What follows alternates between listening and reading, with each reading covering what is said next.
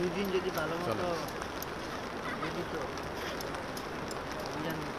আসে বুঝছেন আসে এটা কিন্তু একদিনের না। হ্যাঁ, আপনি এটা সুন্দর প্রশ্ন করেছেন, যেটা আগের প্রশ্নের সাথেই মানে খুব সুন্দর যায় আর কি, যে কেন আমরা এতদিন পরে এসে এই কাজটা করলাম আর কি। তো এটা মূলত স্থানীয় প্রশাসনের কাছ থেকে তো মানে ভৌগোলিকভাবে খুবই কাছে, যেটা আমাদের অফিস থেকে কিন্তু ভৌগোলিকভাবে অনেক দূরে আর কি।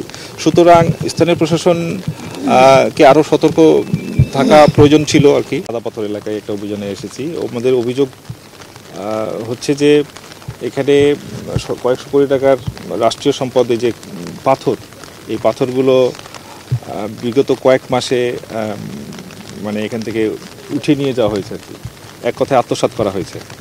আমরা আজকে 5 জন সদস্যের একটা টিম সিলেট অফিস থেকে এসেছি। এখানে আমরা প্রথমত যেটা দেখছি যে স্থানীয় মানুষজন এখানে সবাই এক ধরনের, যারা এখানে পর্যটনে আসেন, পর্যটনের উদ্দেশ্যে এই একটা মানে দেখার জন্য, সেই সৌন্দর্য দেখার জন্য যারা আসেন, তারা অনেকেই আফসোস করছেন যে এত সুন্দর পাথরগুলো, যেটা কিনা এই সিলেটের এই একটা ঐতিহ্যের সঙ্গে যুক্ত, এই পাথরগুলো বেশ কিছুদিন ধরে এখান থেকে উঠিয়ে নিয়ে যাওয়া হয়েছে, আত্মসাৎ করা হয়েছে। তো আমাদের মানে এখন পর্যন্ত আমরা যে জিনিসটা পাচ্ছি, যে আমরা দেখতে পাচ্ছি যে এই সম্পদগুলো নিয়ে যাওয়া হয়েছে মানে বাণিজ্যিক উদ্দেশ্যে। ব্যবসায়িক যারা এখানে এই জিনিসগুলো নিয়ে গিয়েছেন, তারা প্রাকৃতিক সৌন্দর্য বা পর্যটন এটা মাথায় না রেখে এগুলোকে নিয়ে গেছেন তাদের ব্যবসায়িক স্বার্থে। আমরা যে তথ্যগুলো আমরা পাচ্ছি, এগুলো নিয়ে আমাদের আরও কাজ করতে হবে।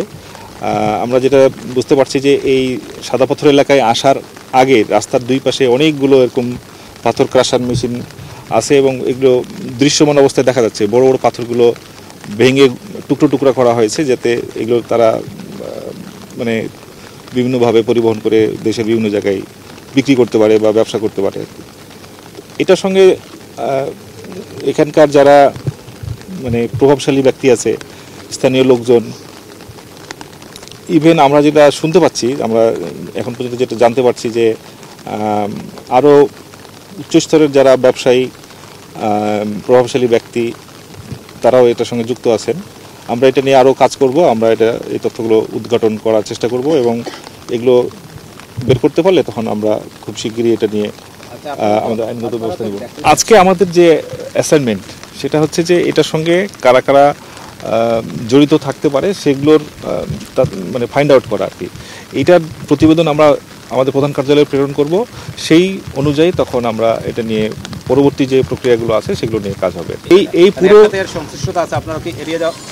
প্রায় কয়েকশো টাকার এই যে সম্পদ, হ্যাঁ, কয়েকশো কোটি টাকার এই যে সম্পদ এখান থেকে তুলে নিয়ে যাওয়া হয়েছে, আত্মসাৎ করা হয়েছে।